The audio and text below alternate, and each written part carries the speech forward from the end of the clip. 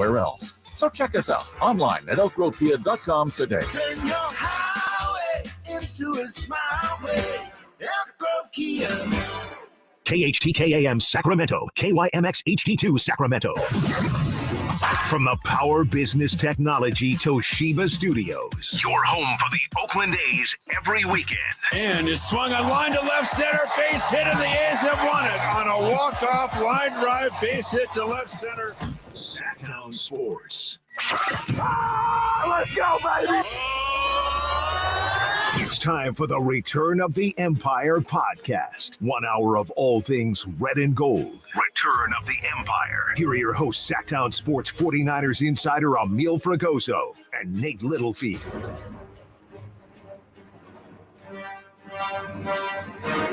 Welcome back to the Return of the Empire. Kyle, you're the man. That was great. And if you don't know, now you know. Return to the Empire, Sactown Sports 1140, SactownSports.com. I am your host, Amil Fragoso, 49ers beat writer. As, of course, I am joined by my guy, producer extraordinaire, / co-host, Nate Littlefield, and a little more ominous vibes walking into the show today, but It's more of a domination. Yes. I'm feeling like the Empire right now. I'm feeling like it's episode 4, the Empire, early episode 4. I don't know how we didn't think of not using this music before. I know. I love Star Wars. Yeah, it's a little I'm off Star Wars recently. I know you are, yeah. which I can't fathom because I love Star Wars so much. But yeah, Return to the Empire, Sactown Sports. If you don't know, now you know. Every week, every Tuesday from 6 to 7, during the NFL season, you'll be seen by us talking 49ers football. And what a week one to start with, Nate. It was. 49ers. 30-7 is the final score against the Pittsburgh Steelers on Sunday at Acrisure Stadium. No longer Heinz. We missed that. An insurance company. That we know now. Yes. The Pittsburgh Steelers had no answer for the 49ers, and Kyle Shanahan and co. They just walk right up and down the field on them. Yeah. Yes, they did. Everything seemed to go the Niners' way, and when I say that, it was like every intangible, like weird little thing. An example is there was the punt that bounced off of Sam Womack right into Ray McLeod's hands. Stuff like that. The butt fumble recovery by Brock, which I wasn't even going to be upset if that went the Steelers' way. I thought that was the Steelers' ball for sure. I can't believe I don't know. Just the way he had the ball was crazy. That's a super athletic, wild move. The IQ. I wouldn't have been upset I would have been upset, but that call could have gone either way easily. Oh, it could have easily gone either way, but the intelligence and the intangibles of Brock Purdy to know that I lost football, I got to secure it. That's the point of this. Once it's down, it's down, and to secure it against his backside. I mean, just a heads-up play by Brock Purdy, a second-year quarterback. I can't believe it. I was TJ Watt. Shocked. Yeah, a guy who's probably going to be Defensive Player of the Year. Potentially. Him or Myles Garrett really making the case week 1. Yeah. He and Drake Jackson. Drake Jackson too, I guess. So, but that's what happens when you have Nick Bosa. I don't know how many times we need to talk about it. Yeah. But when Bosa's on the other side being, watched like a hawk, even though he was supposed to be on a snap count. And he was. And then the first half, he didn't play like 2 or 3 snaps. And then when the up tempo started, they pulled him out for those 2 or 3 and threw him right back in because they had to. Because the Steelers were finally getting in a rhythm that turns out did not matter. No, didn't matter. That one touchdown off that bogus illegal contact and Deommodore Lenoir on the side on the at the end of the first half didn't matter because the Niners were full steam ahead, ready to go, passing the ball, running the ball, playing defense, getting interceptions, getting turnover. I mean, it was the most complete performance I've seen week 1 of the Niners in a very long time. Oh my! I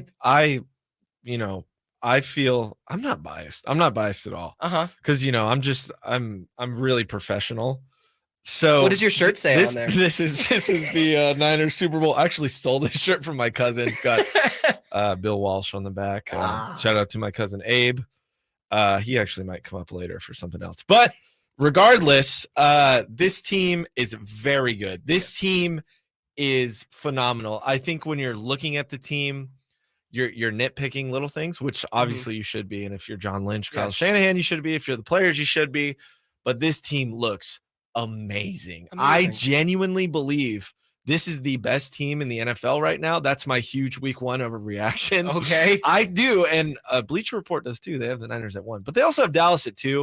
A lot of people are high on Dallas after their big win. Look, it's overreaction week 1. All right. I'm going to overreact. Niners the best team in the NFL. Overreaction Tuesday. Yeah. Pro Football Talk as well had Niners number 1 in their rankings going into week 2 as well. And rightfully pretty so. good. They had the best performance. They had the biggest statement after a offseason full of controversy, an offseason full of drama. Who's going to be the quarterback? Is Brock's UCL okay? Is Nick Bosa going to be there? Are any of the players hurt? Are we going to have a full squad? Is John and Kyle on the way out? Nope. Just like Nick Bosa said, silencing some haters. Silencing some haters. Oh, yeah. So let's get into some of the good stuff that happened in week 1. We've briefly touched on it, but yeah, everything went the Niners' way. Let's get into the kind of the main core, or the star of the show really is Brock Purdy, right? Rock star. Everything's got to, Brock the Rock. I put that in the rundown. I don't know like what I that was one. thinking when I wrote that, but he looked great. He's looking really good. There's the scare coming off a big injury like that. Mm-hmm. I didn't notice anything. I didn't think about the elbow the whole game. The UCL, there was nothing in my mind. He got wrapped around a couple times. He took some big hits. That'll be on the bad side. We'll talk about the O-line a bit. Mm-hmm. But Brock is so composed, so intelligent, and has just this attitude about him that when you're watching the game, it gets me so hyped. Yeah. He's so intense and competitive, and those are not, obviously they're not stat things, but it's stuff you think about, and as a player, I imagine is really important to you. Mm-hmm. And he's not like cocky. He's not overconfident. No, he's confident about the good things he does. There's a difference between confidence and cocky, and Brock walks that line. He really does. He walks it very, very well because he's a very humble guy. You just talk to him, talking to him at the media, right? We're talking to him about being a captain for the first time last week, and he's like, man, I totally forgot about it. It's an honor to be a captain for this team in year 2, just, based off his journey. But then you watch him on the field, you're like, is this a whole other person? Mm-hmm. This is he comes to life. It's like crazy. And all that emotion and reaction, it's all organic. None of it is fabricated. It's all just Brock being Brock. Yes. And the most impressive play was him. I just mentioned on the crosstalk, but him rolling out to the left. Well, it's hard. It's hard. It's so nice it's nice. The two I'll talk about real quick is the second touchdown to Ayuk. Yes. In I guess it's the corner, the front corner of the end zone. Yeah. Where the ball is like glued to his hip, where literally only Ayuk could get that ball, right? Correct. Over Peterson. Yes. And Peterson may have lost a step, but he was with Ayuk the whole time. And that he was playing very solid defense. He was. And that ball goes right into Ayuk's hip. He catches it. Touchdown, keeps that second foot in. It was close. Peterson thought he was out. He was pointing at him after the play, but that throw had to be perfect, and it was. And Ayuk did exactly what he had to do. He's a superstar. We'll talk about him in just a sec. But the other play was Brock rolling to the left. Yes. Him essentially scrambling, and seeing he had Debo and Kittle. Those were his options. Yeah. He plants his feet. He gets in. I don't think it was TJ Watt chasing him, was it? I don't Minka Fitzpatrick. Yeah, it was okay. It was Minka. And he steps into it and he throws a laser, and it's a little off to the left, probably like a foot above Debo's head. Debo reaches out, snatches it, third down to first down. There we go. It's just plays like that. Yeah. You need to make plays like that to be a good NFL team, to be a good NFL quarterback. They did it. It's stuff that makes you real happy as a fan. Does it? I can tell by the big grin you have, kind of like Kyle Shanahan after Nick Bosa signed last week. But in terms of Brock, the play that stood out to me the most was at the end of the game on that 3rd and 12 scramble. Mm-hmm. That stood out to me a lot because people have always been like, is Brock, is he sneaky mobile? Is he just, kind of, a good scrambler? What is, Brock legitimately has some speed to him. Yeah. Because he was able to get linebacker Cole Holcomb to move over and create that gap. Faking him out at the line and then accelerating just enough to get past both of them and slide down real perfect. And do the arrow. And Brandon Ayuk said it after the game, have a little slime, No, that stuff's awesome. That stuff is awesome. But we're talking about that Purdy Peterson situation. Yes. Before the game, Peterson was talking some trash, It wasn't bad. It was lighthearted. It was just like, we got some tells. I think we're gonna get a pick. We got some audio here of Purdy responding to what Peterson said after the game. The second touchdown on the right side, the deep ball. Was that on Patrick Peterson? Yeah, and that one, I was like, all right, that felt good. But it was good, man. He's a competitor. I have nothing but respect for Patrick Peterson and everything that he does. So. Now, do you think he knew it was Peterson? Or Yeah. do you think he knew? He knew. He just wanted to give him a little he shot. wanted a little smirk, a little like, hey, man, that was Patrick Peterson, right? Just like wink, wink. It's kind of like that. I knew it was Peterson. He knew Pete got Peterson the first touchdown to Ayuk. Ayuk got Peterson on that first. Ayuk, we'll get into Ayuk now. Ayuk looked amazing. Yes. That first touchdown drive, that perfect drive. Perfect. Ayuk snapped his ankles and then was just wide open, goes up for the ball, brings it down easy. Such an easy touchdown. And you have been seeing this all offseason in training camp, haven't you? Yes. Hit this red zone play. That's immediately what I was thinking. This red zone Ayuk connection that he's had with honestly all the quarterbacks. Yes. Right. So this was reminiscent for you? It was very much reminiscent. I'm not sure exactly this play, but Ayuk's ability to get open because of his separation and route running ability, which I think is second to none in the NFL. Like there are very few people who can run routes like Brandon Ayuk, and he's a true. People referred to it. Jennifer Lee Chan especially said art. It's an artwork how good he is at route running, and I firmly believe that because his movement off the line is very, very unique. He's able to get in and out of his spots. And that's what makes Ayuk so great is that his hands have always been, a little bit of an issue. You got to get a little bit at ball security. But ever since training camp, man, it's been like glue for him. You know what else he's really good at? What? Blocking. Really? I didn't know. This whole team, their downfield blocking is crazy. Oh, yeah. So Christian McCaffrey had that 65-yarder, 65? Yes, 65-yarder. And there's no way he doesn't have it if Ayuk doesn't block two guys. First of all, he has to block an outside linebacker, and then he goes and makes a block on a corner to open up this huge run for McCaffrey. And then all of a sudden, Ray McLeod comes from the other side of the field. He ran almost, I think, 80 yards to make a block for a touchdown. And what other receivers are doing that in the NFL? You knew that cornerback he was blocking too, right? Patrick Peterson. Oh, yeah, of course. He blocked him all the way down to the end zone. But we got CMC here talking about that play and the downfield blocking. Here's the audio. Yeah, it was awesome blocking. Those guys up front. The whole run game, it's an 11-man job, and they made great blocks. I got a little spin in there, got sprung, and then, man, I think it was Ayuk and Ray downfield. I mean, when you got receivers who block like that, it's a special feeling for a running back because, you truly feel like you guys have your back, and that's an awesome feeling to have when you're out there. So when all 11 are committed to the run game, you got fullback who's the best in the league, you got tight end who's the best in the league at what he does, and all 5 linemen just working their ass off all day. It's fun to be able to go out there and run the ball behind people who are so committed to do it. They got sprung. He got sprung. He got the touchdown. Oh, man. So good to see. The Niners rushing 188 yards versus 41 for the Steelers. That's just, man, when you hear those numbers, you think, oh, yeah, of course they shellacked him. And they did. They shellacked him. And you listen to McCaffrey talk about his teammates, right? He wasn't talking about this in Carolina. No way he was. You can just hear how much he appreciates the 49ers organization and their commitment to blocking, because you saw an example of poor blocking last night in the Jets-Bills game with Garrett Wilson letting that Breece Hall touchdown go away because he was celebrating during the play. Without Ayuk and McLeod, he gets stopped at the 50-yard line probably. Yeah. It was that important. Like Ayuk, especially that one block on Kazi, man, I've never seen someone block so hard. And then he stay upright and then haul butt downfield to go get another block. Yeah. Wow. So we're all really happy about that. Drake Jackson, we'll touch on him real quick. We're not a ton of time in this segment, but Drake Jackson, what he did 3 sacks. 3 sacks. He had 3 sacks all last season. 3 sacks in one game. And again, you got to give a lot of credit to Eric Armstead, who really opened up those holes on the interior to get Drake Jackson able to go one-on-one.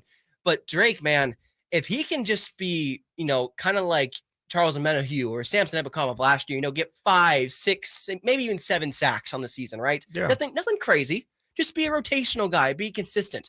That's going to open so many doors for the 49ers. Be someone the offense has to think about and game plan for in some, obviously they're going to game plan, but someone they think about more than, just the guy they threw in there. So I'm so impressed with Drake Jackson. They talked about all offseason how much weight he's put on, how his regiment's been better, his conditioning's been better, and he looks the part. He looks great. He looks huge, like a massive person, but also still has that speed to get around. And you saw that tackle on Kenny Pickett, that second sack he had where he ran him down. That's awesome. Yeah, that's great. Well, let's get into the bad real quick, and this might bleed over to our next segment. But I want to start off by surprising you with this segment that I'm about to do. Kyle, can you roll this for me? Have you ever played rugby? Do you know who that is? Who is that? That's DJ Khaled asking, have you ever played rugby? Have you ever played rugby? And this is a segment dedicated to Talanoa Hufanga, who has not played rugby. No. He had a forward pass on his interception. And I think he's got a he held the ball like a rugby ball and threw it. Yeah. But those forward passes, you can't be doing that, Talanoa. He was just trying to make a play. I was actually giggling, like laughing out loud when that happened because I could just tell they were just like messing with him at this point. No, that was awesome. It was so much fun. No, I'm being facetious. Look, have you ever played rugby? We're picking. We are nitpicking here. Yeah. Because that performance was that good. Another takeaway for you that was not on the good side, though, Nate. Takeaway was dumb penalties. Yes. Which comes with an aggressive team, but Demo hitting out of bounds late. I think maybe just didn't know where he was. It didn't seem like an anger play. Spencer Burford had a false start and then a holding pretty early in the game that were like, all right, what are we doing? And I know it's week 1, but it's not what I want to see. That Burford, the right side of the O-line, Colton McKivicks and Spencer Burford need some work. They do. But we might be able to fill that with the cap space the Niners have. Oh, really? Yeah. I didn't know that. The Niners apparently have a lot of cap space, is what I've heard. Yeah. Well, we're gonna get into that in the next segment here on Return to the Empire. Sactown Sports, SactownSports1140.com at the station. We stay live on YouTube too. And we stay live on YouTube during the break. So feel free to go on YouTube and harass Nate Littlefield because he loves that. But anyways, we'll catch you guys on the break talking cap space with the 49ers. All right, we're live on YouTube's. Oh man. Okay. All right. What's going on? Oh, Tin's giving you a shout. Do you know Tin? I don't know Tin. So Tin, I met him. I was doing Tin's in our YouTube chat right now. I met him doing I would interview fans for Kings games before the season. Yeah. And I met Tin and I think he was watching before. I don't know, but he's always in the chat. So he's a cool dude. He's giving you props for your double shift you're running today. Yeah. Yeah, you're all over the place. Tin, I appreciate you, my guy. Man, I'm just doing the most for the company, man. I'm a company man as well. I got to shout out my sponsor while we're here. Sponsor, Timber Creek Golf Course in Roseville, California. Shout out my guy Ian for the merch. We appreciate you. Appreciate all the sponsors here at Sactown Sports 1140. I want Matt, my friend Matt Galore in the chat. He wants your thoughts on the Raiders win. Matt, I don't know if you know this or if everyone know this. Amil is an recovering Raiders fan. Raiders fan. Yeah. So Matt, what's your? You have asked the right person because my takeaway is, it's the Broncos. They're not very good. That's so funny that the Broncos It's Jimmy G. suck. It's Jimmy G. Look, I'm a recovering Raiders fan because Jimmy Garoppolo and Josh McDaniels are part of this franchise, and until they are gone, I am not a Raider fan. Once they're gone, I might have a little more hope. But this is where you draw the line. This is where I draw the line at Jimmy Garoppolo, not at Jamarcus Russell, at Jimmy Garoppolo. Yeah, that's where I draw the line. And we got Ernesto in the chat saying that. Ernesto in the chat saying we need to give Brock some more credit. I agree. Yeah. I agree. I'm so high on Brock Purdy right now. It's insane. It's unhealthy, really. It's I might pass out. We didn't talk about this on air, but we'll talk about the YouTube chat. Remember that one play? I think it was in the second quarter where he sees the pressure coming from the interior, sidesteps to the right, then goes up the pocket and throws on the run to Ayuk and like kind of jump throws it. Yeah. That's such a high level play to just be so aware of where you're at on the field and be able to make and execute at that level. Like Jimmy's not doing that. Did he surprise you though? Brock? No, Jimmy. Like in the Raider game? Raider game, yeah. He surprised me that they won. The Broncos winning that game. Jacoby Myers surprised me. I hope Jacoby Myers is okay. He's in concussion protocol. I really hope he's okay. Jimmy G completing 80% of his passes while averaging 10 yards of completion. Pretty shocking. Did not have that on my bingo card. Sure. The interception I thought wasn't complete. This is the whole thing with Jimmy though. Every time it's like the interception wasn't really his fault. I think, it was the bounce in the air. It was unfortunate more than anything, but Ryan's defending Jimmy G in the chat. Look, I get it. He's a winner. He's won a lot of games, but in my opinion, My uncle wants to go to LA for the game this weekend too. In my opinion, Kyle Shanahan's the reason why they won a lot of those games. I want to see more sample size from Jimmy G before I can get back on the Jimmy bandwagon. We got 15 seconds left here. We're doing production on air here, but I'll come back with the highlight of Brock Purdy spinning out of the sack and throwing to Awesome. Debo. Sounds great. We'll see you back.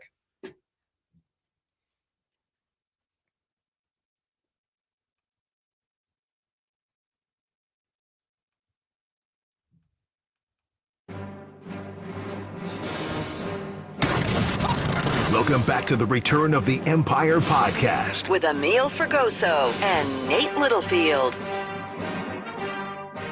That is us, Amil Fragoso. Here's a blitz. Purdy runs away from Minka Fitzpatrick, rolls left, throws, and is caught by Debo Samuel for a first down. Oh, what an adjustment by Debo. What a play by Purdy. It is hard to get away from Minka Fitzpatrick. You heard it right there, man. I mean, Brock Purdy on that scramble, Nate. That was your big takeaway. That was his big play against the scramble against Minka Fitzpatrick. I mean, Minka's one of the best safeties in the NFL, and Brock made him look foolish on that play. Yeah, I'm falling in love with Brock Purdy. Are you? Hard, yeah. Are you a Brock star? I'm a Brock star. I love Brock the Rock. I love him. I'm BCB all the way. Yeah, I'm so happy. Just the way things worked out and the way he looks, it's great. It's good stuff. Absolutely. Well, if you don't know, now you know. Amil Fragoso, Nate Littlefield, Return of the Empire, every Tuesday from 6 to 7, recapping the 49ers play and previewing the next game ahead all NFL season. And frankly, this could go all the way to the Super Bowl. You never know now with this team. Yeah. I think it will. That's my hot take. I think they're going to be healthy. Yeah. They're going to be healthy this year.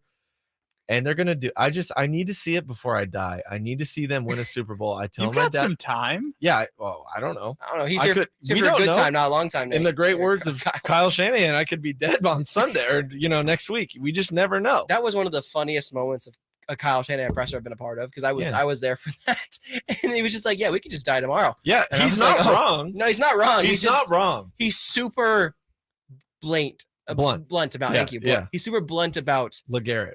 LeGarrette. Yeah. He's super blunt about just statements in factual life. I love it. I need to see them win a Super Bowl.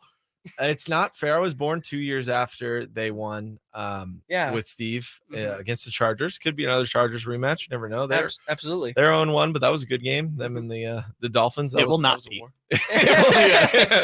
Well, anyways, if you're listening on air, that's awesome. But if you want to go onto the YouTube chat, we are live on YouTube during the breaks. And Ryan has another comment. Nate's got 12 years max. He says. I'm not. I think he's right. You got an over under on 12 years? I'll take the under. I'm taking the over. I think I'm trying to eat healthy, but I don't know. Yeah, but you're going to the gym. You're working out. I have survived being hit by a car on foot. See, you're invincible. It's not. I don't know about that. What's going to happen is the Niners are going to win the Super Bowl, and then Nate will just melt. Yep. Pretty much. Like the Wicked Wish just melts. I'll be screaming and just turning into dust like the end of Avengers. He'll just melt into Levi's. Yes, It's just part of all of Niners fate. Like what's the guy from Kung Fu Panda where he's like standing on the hill and just dissolves into the sky. Oh my gosh, the turtle. Turtle. I can't think of his name. Master. Oh, I can't think of his name. Master Splinter. It's Teenage Mutant Ninja Turtles. Come on now. Do you think the Niners have enough cap space to sign Master Splinter? I don't know. Master Splinter might be a big get, but they do have a lot of cap space. They do have a lot of cap space. We should get into that. Okay. Because we should. Underneath all of this, all of the winning, all of the good stuff on the field, off the field, Parang Marath, John Lynch, and the 49ers front office, they've been busy. They have been busy. After signing Nick Bosa to a record defensive line deal last week and paying him $50 million up front in a signing bonus. Woo! That's a lot of money. Woo! That's fun. It's a lot of money. That's fun. They also restructured George Kittle's contract, Trent Williams' contract, and I believe Eric Armstead's contract too. End up doling out about $80 million up front in signing bonuses. Now, why is that important, Nate? So what? I mean, money makes the world go around, guys. Yeah. What do you want me to say? But why is that important for the Niners right now? To have all that money? Yeah. Because next year they're way over the cap. Mm-hmm. So this could roll over to next year potentially if they don't do anything this year. But God forbid, another knock on wood, injuries happen. Yes. That are crucial. Mm-hmm. The Niners can make a trade. Yes. Which I believe the deadline is on Halloween this year. I believe you're right. They can make a move before then. Specifically, I'm thinking on the O-line, but it's just one game. Trying not to overreact. We know these guys aren't elite, though. Yes. They could make a move for an elite guy. They could.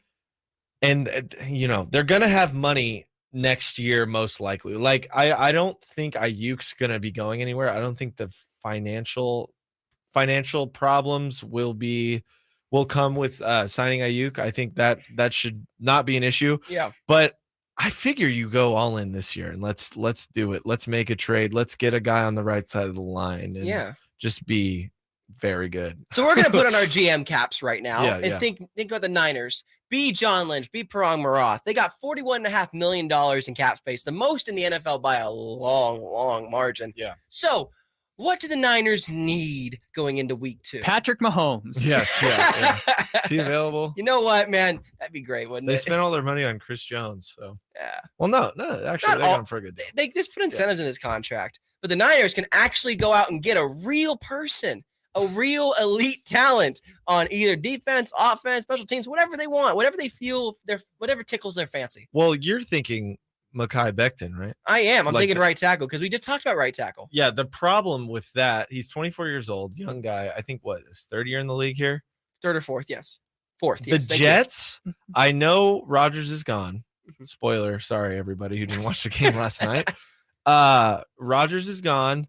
They got a young, not confident guy behind center there. That's a nice way of putting it. Yes, a guy whose life has got turned upside down.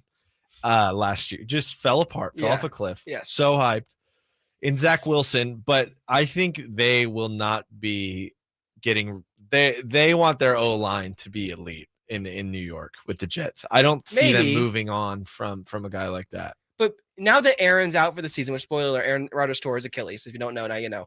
Now that Aaron's out for the year, this team, well, they think they can go somewhere. I feel like by week 7 or 8, they're going to be struggling. They're going to probably have maybe one or two more games, and they're going to be looking at it like, hey, how can we cut some costs? Aaron's got this huge contract this year and next year. We have to figure out how to get the cap space working out. And Mekhi, as great as he is, he struggled to stay healthy. Yeah, that team's in arguably the toughest division in the league. Playing on turf. Playing on MetLife turf, yes. which took Nick Bosa from us. And Jimmy Garoppolo. Yeah. So they got to get rid of that turf. The NFL came out today and they released a statement saying that turf, since 2015, when they've been gathering evidence, that turf has not had an effect on injury, which is just a lie. Yeah. Lie. That's weird that the NFL would lie and Goodell would lie. That's not normal. That's not normal at all. That's really weird. So. Especially to protect owners from having to spend money. Yeah. Oh, wow. Could you imagine? Wow, man. Yeah. No. But, speaking of money, Niners got a lot of money and they play on a national Mekhi field. Becton, in my opinion, would be a massive upgrade over Colton McKivitz. Yeah. I really believe that. And I think if the Niners are all in, he doesn't have a huge contract. I believe about $4 million this year. And he didn't pick up the 5th-year option. So that would be something to look at next year if he performs well. But I think you can still get Mekhi Becton on a reasonable deal, signing him long-term after this season. And frankly, put Mekhi Becton and let him learn next to Trent Williams on the other side of that line. I think it's going to really help him out. Yes, it will. And Brock needs all the time he can get. He's a great scrambler, but when he has time, he looks elite. Can't hurt to have it. I mean, the O-line, that's Super Bowls are won in the trenches. Yes. It's cliche, but I'm here for it. Cliches a lot of the time are truthful. Yes. Or can be. You gotta be careful with that. The cliches are all over the place. Yeah.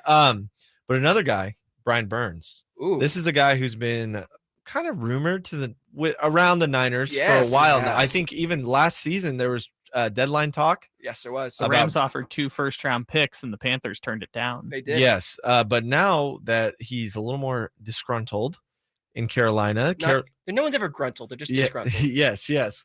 Carolina has done previous deals with the Niners, which we got a guy last year who's pretty good from them for a screaming deal. The Niners could pay him. I don't know what they'd have to give up to get him. They're willing to do that, though. I mean, we have all our first-round picks. I say we as if I'm part of the team. You kind of are. I kind of am. My heart's into it. Yeah. Once I pass on and melt into the field or whatever. Yeah. Like the turtle. In your 12 years. Yeah. Once I turn into the turtle from Kung Fu Panda. But Brian Burns. Yes. After week 1, do we need him? probably not with the overreaction of how good Drake Jackson was, but the rich need to get richer. Look, having Brian Burns on this team would be absolutely ridiculous. Opposite of Nick Bosa. And I'm just going to be honest with you, man. Brian Burns, people don't understand how good he is with talent because he plays in Carolina, which they haven't been really relevant in since Cam Newton was good. And Brian Burns, again, 2-time Pro Bowler last season. He played 16 games, 3 pass defenses, 1 forced fumble, 12.5 sacks, career high for him, 63 total tackles. This guy's awesome. He's elite. He uses speed and power to get by, mostly playing against the left tackle. He can also go on the right. And I think with him and Nick Bosa on either side, the tackle spots, man, they're just going to wreak havoc. And like you thought you could maybe double Hargrave or Armstead every once in a while. You can't double anyone now if Brian Burns has him on this team.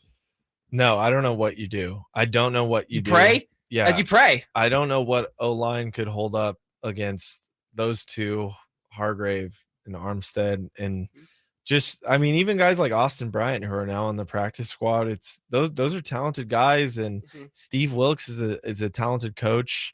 It would be a nightmare. And like if the offense isn't a big enough nightmare, this defense is like, I mean, with Brian Burns would be unstoppable. Yeah, absolutely.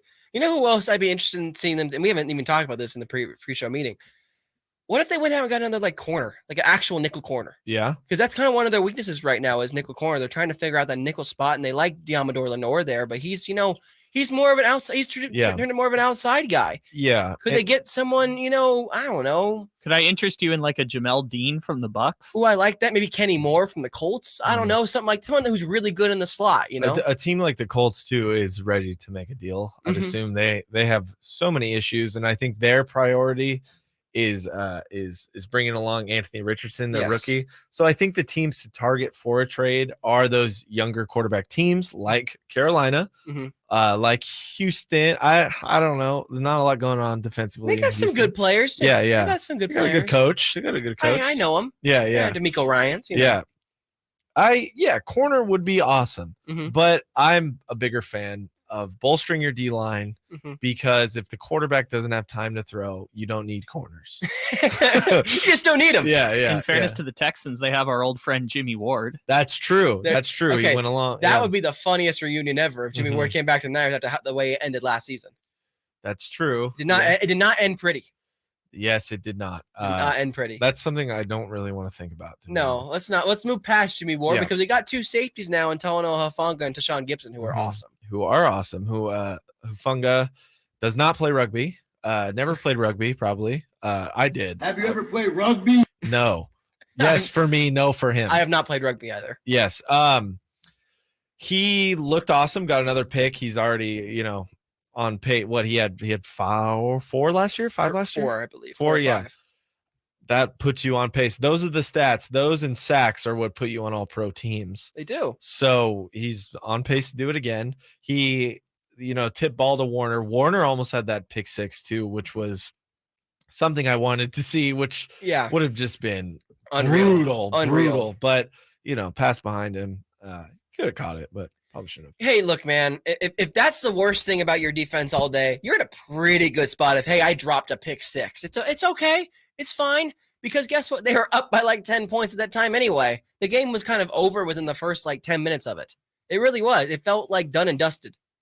Well, halftime started to get a little worrisome when they scored the touchdown. It's like, okay, well, maybe not worrisome, but it's like, all right, a game's starting. Yeah. A game is starting now after the Niners gave them 5 straight 3-and-outs. There was one point in the game where the Niners had 199 total offensive yards versus -1, or was it 1? Either way, not good. 1. Yeah, 1. And it took the Steelers forever to get a first down. They couldn't do anything. So much so that Trent Williams was begging them to get a first down. Yeah, so he could get a breather. Yeah. That's always drawing that fine line between being on the field too much and not being. I'd rather have the offense be on the field for 30 minutes. Yes. Or they're more than 30. The games, that's an even split. Rather have the offense on the field for 40, 42 minutes than the defense being on the field for that long, because defense, it seems the guys get tired, more tired quicker. Yeah. But when it comes to cap space, to kind of wrap this up, what the Niners need, I don't know if they need anything. It would be an embarrassment of riches to bring in more stuff. And I'm not upset with them rolling the cap over to next year. Neither am I, because they got to pay Brandon Ayuk. They got to pay other guys. I mean, Brock, even down the line, they got to pay. Yeah. So there are a lot of things to think about here. But before we even get to that in the future, we got to talk about the now and what's coming up this week, which would be the Los Angeles Rams, the trip to LA. And we're going to get to that after the break here on Sactown Sports, Return to the Empire, SactownSports.com. All right, we're live on the YouTubes. What do we got? Tim's giving you a shout out too, dude. The chat's getting crazy. The chat's getting crazy. What's getting wild, dude. Following up, Master Uguay was the. Thank you.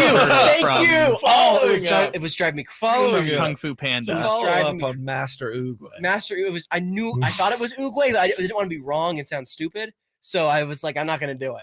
Appreciate you erring on the side of caution. Yeah, with our Kung Fu Panda knowledge. Yeah. I've seen Kung Fu Panda way too many times. I have little brothers. That's why. And you couldn't figure out Master Uguay? That's like peak our generation. No, seriously. I can picture the scene and what he was talking about with him melting into the cherry blossoms. I could picture all of it. I think I called them rose petals. So it's okay. It's all right. Cherry blossoms are in Japan. It's okay.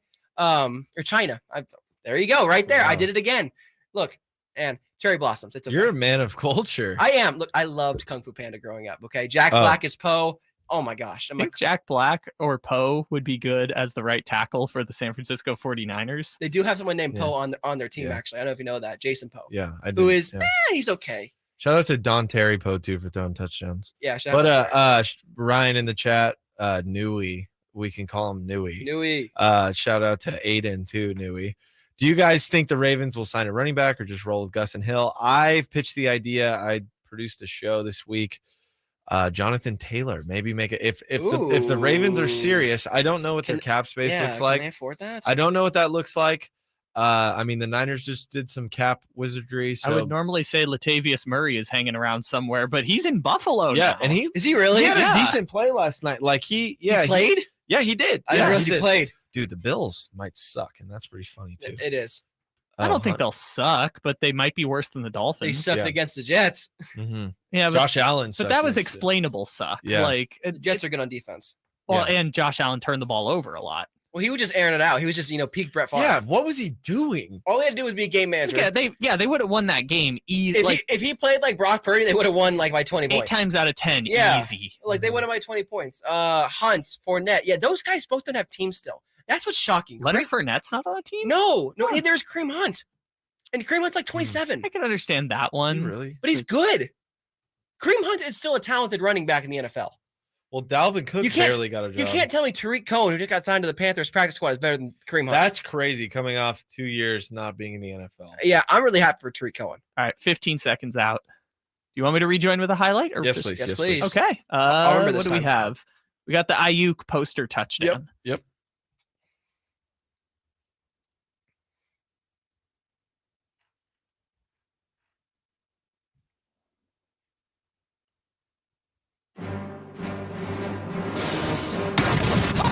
Welcome back to the Return of the Empire podcast with Amil Fragoso and Nate Littlefield. Second down 11 on the Steeler 19. This is the 9th play of the drive. Purdy out of the shotgun, looks right the whole way and throws for Ayuk. Well covered. Caught by Brandon Ayuk anyway. Touchdown! San Francisco! Ayuk is really on fire! That's Greg Papa calling Ayuk's first touchdown there on second touchdown there on Patrick Peterson. I should say, man, it was a heck of a day for Brandon Ayuk against Patrick Peterson. He just took him to school. Nice to see. It's nice to see one of the, Ayuk is a big name to us, but not nationally. Like everyone in, NFL fans know Debo. They know George Kittle. They know Christian McCaffrey, right? Mm-hmm. So to have Ayuk do that and it not be a fluke where he's like catching something and just running. He's running these elite routes, caught all 8 of his passes or all 8 targets. There you go. And was elite. So this is really, really exciting to see. It's just, again, plethora of ridges like you were talking about on the other side, talking cap space. This Niners team, man, they just keep turning out these guys. They keep finding players and turning it into blue chippers, turning them to quality people, whether it's superstars like Brandon Ayuk, Deebo Samuel, Georgia Kittle, or on the other end, with Cleveland Farrell having a great game, first great game with the 49ers, Chris Kasarik, back at it again, turning guys into blue chippers. They can't keep getting away with it. No. They can't keep getting away with it. We didn't plan that. I don't know what that was. Chris Kasarik, man. Oh, yeah. We're excited. We're so excited. I'm excited for Chris Kasarik. Yeah, we're having fun. I'm having a great time. Do you want to talk about these stupid Rams? See, you just called them stupid. I don't like them. I don't like the Rams. I don't know if I can call them stupid. I can call them competent. I'll call them competent. How about that? Because they looked very competent week 1 against Seattle. All right, screw you, Ben Skoranek. They looked very competent week 1 against Seattle Seahawks, who I had as, perpetual possibly winning the NFC West, holding right there with the Niners. I thought it could be close. The Seattle Seahawks looked good last year at some points, and they only got better. We thought their defense did not look good against the Rams. No, their defense, Geno did not look good. No. Geno did not look good. DK Metcalf physically looked good as a person because he's, like a specimen. Yeah. They did not impress. Did not impress at all. I thought the Rams did impress. The Seattle didn't. We don't need to get into Seattle. We can talk about them another. I don't like them. I don't like Seattle. I'll say it. You don't like any of the NFC West foes, do you? I hate Seattle though. It's like next level. It's Seattle, Rams, and then Cardinals. Yeah, probably. Okay. Yeah, because man, do I hate the Seahawks. No, obviously no Cooper Kupp this week. Yes. He'll be out until at least week 5. He'll miss 4. He's on short-term IR. Stafford looked good, which is should be expected from him. He's playing with a bunch of younger guys. They were really good at getting intermediate yards, like intermediate routes, but so was Brock. He was 9 for 10, I believe, and 10 to 20 intermediate passes. But the Rams had a decent run game. They only 92 yards total rushing, but with 3 touchdowns. So that, to me, that's and Stafford threw for 334 yards. To me, that says they threw the whole field, and then once they get into the red zone, they ran the ball and got the touchdowns. I think Stafford even ran in for one. I don't. He didn't throw for one, and he threw a pick. I'm looking right. I don't think he did actually. I'm seeing three running touchdowns here, but none from Stafford. He did not have a touchdown the day. But again, like you said, he had 334 passing yards, which is a lot. It's a lot of passing yards. I don't know if that's going to fly with the Niners. No, I don't know about that. I don't think he's going to break 300. If they're going to beat the Niners, they're going to have to throw a lot. Yeah. He threw 38 times, completed 24 of those passes. That's a lot. Throwing the ball 38 times is a lot for an older guy like Stafford with a young core around him. Another thing too, the Rams that impressed me, they were down 13-7 at half. Yeah. So it was they were in trouble at half, and I don't know if that says more about how good the Rams were or how bad Seattle was, that the Rams could come back and dominate that game by a score of 30-13. I think it's more of an indicative of Seattle than it is a good Rams. It's a good Rams win, absolutely. But I think it's really a side of like, hey, Seattle might not be good. Seattle might be bad. And that's a surprise considering who they've added to their defense. They've put a lot of money in their defense this year, bringing back Bobby Warner, getting Traymon Jones on the defensive line. Drafting Jackson Smith and Jigba, wide receiver. They got a lot of weapons for Geno, and Geno looked like Geno in New York. He didn't look good. He looked very, very pedestrian, 16 for 26, 112 yards passing, 1 touchdown, no picks. I mean, ew. Ew. Yeah.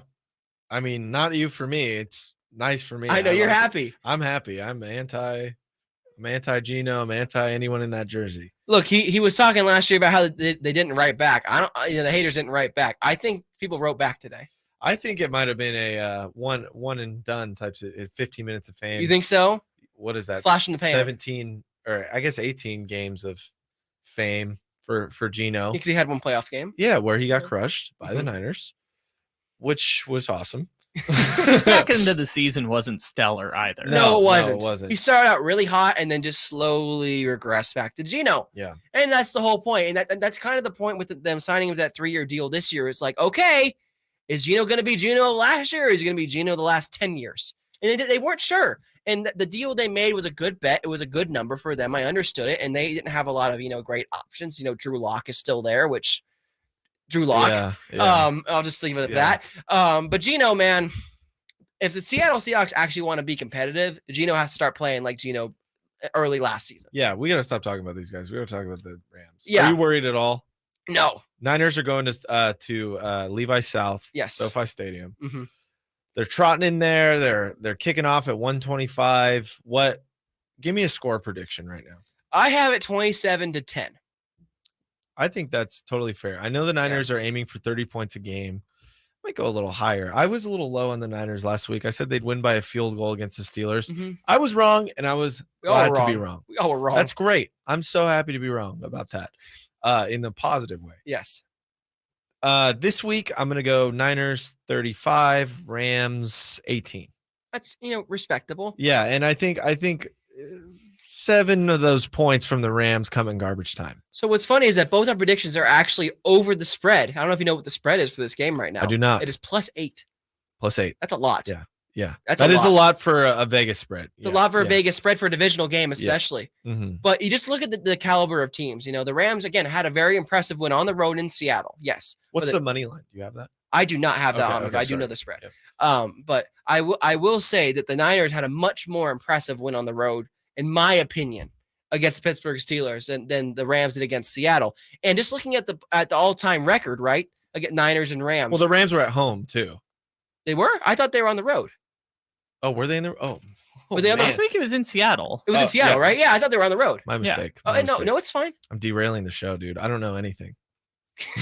Okay, sorry. Go ahead. Anyways, in terms of their all-time record, Niners, Rams, the last 10 meetings have been, pretty much all 49ers. In fact, the Rams have only won one game in the last 10 meetings with the 49ers. I'm going to know that. Fun facts. Are you talking regular season? Yeah, regular season and playoffs. Oh, okay, so it was just the one game. It was just that one game. Yeah, that one game I was at. Yeah. Sorry guys for going to that. I think I might have jinxed. I think you can't go to any more playoff I know. games. I want to go to this or regular game on season Sunday. games because you were there for Trey Lance's broken ankle. They did win. But, and you know what? That might have been for the best too, because Brock took over. That might have worked out. That might have worked out. I also went to a game last year or 2 years ago, Minnesota Vikings game, and they won, beat the Vikings. Okay. Pretty wild, important game. So you're 2 for 3 on wins. Oh, I've been to way more games than that, but we don't need to recap all those right now. We need to preview this game. And again, if there is a path to success for the Rams, what would it be? Would it be an air attack offense? Would it be to keep the ball away from Brock Purdy? It's in the air. It's probably quick passes. I don't even know about play action, really. I think it's gonna be those intermediate to like sneak a few deep balls past Hufanga or to Sean. Mm-hmm. I think that's how they do it. I do not see the Rams winning. Yeah. I mean, the Niners really have to shoot themselves in the foot too. That's how they do it. Yeah, look, I agree with you because again, while they had a great week 1 win, it's week 1. We can't overreact to it. The same way we can't overreact to the Niners. Like that's the reality of all this is that you look at the team, the depth chart. You think there's no way they can redo that again. There's no way they can hold up protection for Matt Stafford against the Niners defensive line. I mean, I'm going to list off some starting offensive linemen for the Rams, and I'm curious if you know any of these names. Oh man, okay. Okay, ready? Joe Noteboom. No, cool. Noteboom. Noteboom. How do you spell that? Noteboom. Noteboom. That's a wild one. All right. I only remember him because he was a backup on the Super Bowl team. Correct. Steve Avila. No. Okay. Brian Allen. Their center. Not Brandon Allen. No. Tremaine Akram Jr. That's a cool one too, Akram. Mm-hmm. And then Rob Havenstein, which some of us do know. Yeah.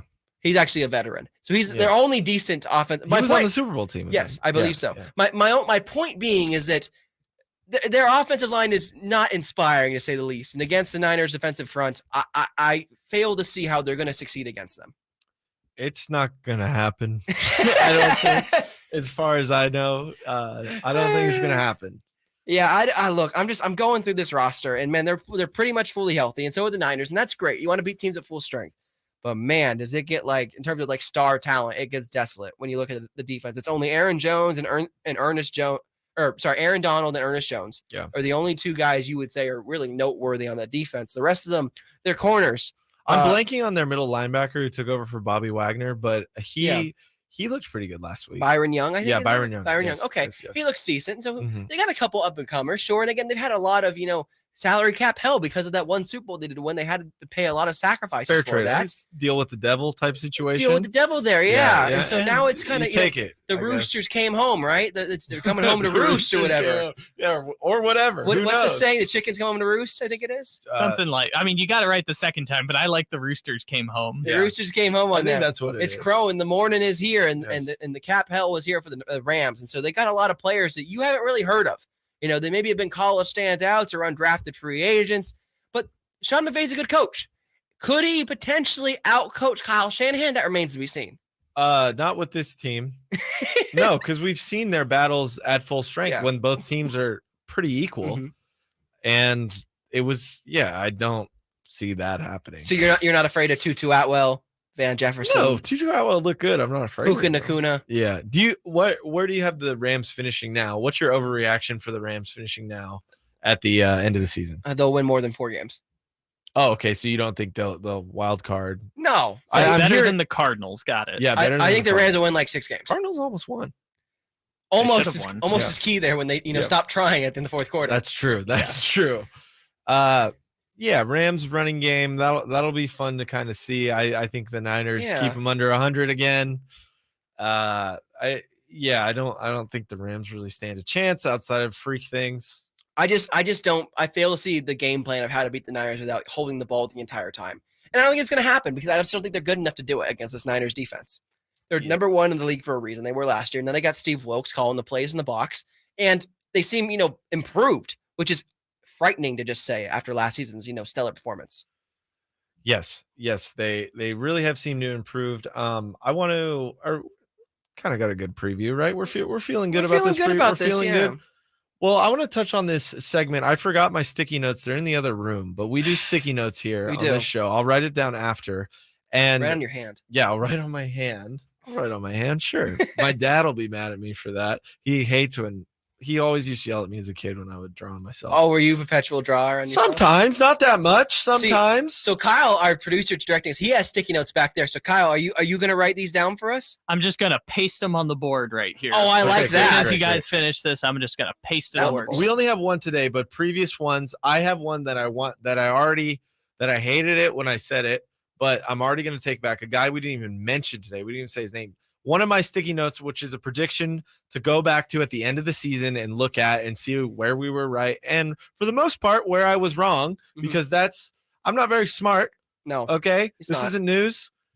He's not. This UC Davis degree I have was a total fluke. Yeah, it was. Have you ever played rugby? Yes. And I think it's part of the reason why I'm like this.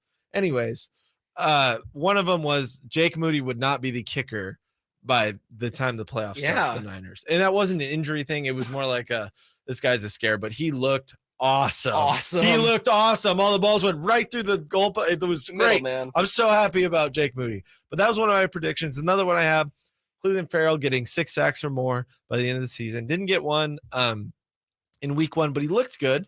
The potential is there for sure for him to get a sack, right? You think? No, it's very much there. Yeah, it's very, very much there. Not for to get Cleveland a Farrell. sack, to get 6 sacks. To get 6? No, I think 5 or 6 sacks is very much. I love Kyle just posted on the thing. That's amazing. One of yours was Debo having less receiving yards than Ayuk. Yes, and that seems. like I'm a telling you lot. right now. That's a lot. I've been telling everyone for like a year now Yeah. that Ayuk is the best route runner on this team. I've been telling you for a year now. Yeah. Like I don't know what else to tell you, America. Brandon Ayuk is a superstar. America, we know you're listening. America, okay? 49ers faithful, whoever you are, you listen to us right now.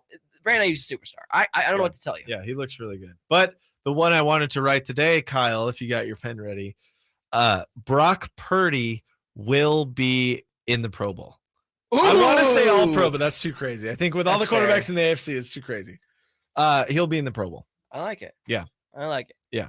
I like it. Do you have one today? I'm thinking of it right now. They're on the board. They're on the board. Kyle, how do you feel about Brock Purdy being in the Pro Bowl? I think the odds are ever in his favor because okay, hold on. Pro Bowl, like original Pro Bowl, or can he be Pro Bowl alternate?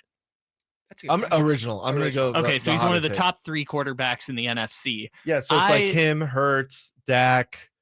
Last year it was Kirk Cousins. Dak's so I not a think top your 3 chances quarterback are good. anywhere. Well, this is like his competition though. Like this is. I'm sure So he's going to be competing for with reference, the 3 Pro Bowl quarterbacks in the NFC last year were Jalen Hurts, Geno Smith, and Kirk Cousins. that. Okay, yeah, he's doing it. He's doing it. He's going to take Geno's spot. Take that to the bank. Unless you're a big Derek Carr person, I don't think there's been any big additions. Yeah. My bold prediction is that Fred Warner will have 3 or more interceptions on the season. Oh, that's a good one. That's a really good one. He should already have one. He should already have one, maybe 2, he had if the not tip for tipping ball. that one. Yeah, Look, Fred Warner, and I said this. I had an argument with a Colts fan last year about who's better, Shaquille Leonard or Fred Warner, and I really don't think it was even close. Darius Leonard. It's Shaquille Leonard. Shaq Changed Leonard. his name. He changed his name. When? Like last year? Yeah, like last September. Yeah. It's Shaquille Leonard. Oh, I did not know that. Yeah, it's Shaq Leonard now. Okay. Fred Warner is the most complete middle linebacker in the NFL. I don't frankly think it's close. He's the reincarnation of Patrick Willis and Navarro Bowman put together. And this guy, man, is the heart and soul of this team. Without Fred Warner, they don't go the same way. Without Nick Bosa, they don't go on the defensive line. Fred Warner, 3+ interceptions on the season. I love it. I love what you're saying. I love what you're dishing out to me right now. Yeah. Niners 35-18. I think that's what I said. And I had 27-10. That's what I got. But I think that does it for us. It does it for us. Yeah. Until next week, Return of the Empire here on Sactown Sports, 6 o'clock, 7 o'clock. I am your host, Emiliano Fragoso, joined, of course, by my guy, Nate Littlefield, and Kyle Ledbetter on the 1s and 2s back there. We'll be back next week, same time, same place. Stay locked in. 49ers football, as well as SactownSports.com. Good job, you guys. Yeah, you're still live on the YouTube, but good job. Thanks, YouTube. Thanks Ryan Newey. Thanks, Aiden. Thanks, Matt. Also, Thanks, perfect Tim. running back for the Ravens, Matt Breida. Oh, okay. Wow. Yeah. How about Elijah Mitchell? Oh, yeah. He might be available in a couple weeks. I'm just telling you, Might be dude. Elijah available Mitchell right could be. That's one of my hot takes. One of my sticky notes, and we'll bring him in. Maybe we just throw him on there. We have him on my desk. Are we supposed to leave them up here? I don't know how. No, they're gonna get mad at us. They're gonna get mad at us. They're gonna be like, why? Yeah. No, that's okay. We'll just we'll move it. Okay. Well, thanks, YouTube. Thank we'll you, be guys. back. Appreciate it. Thank you, Next everyone. week. Bye, guys. Bye.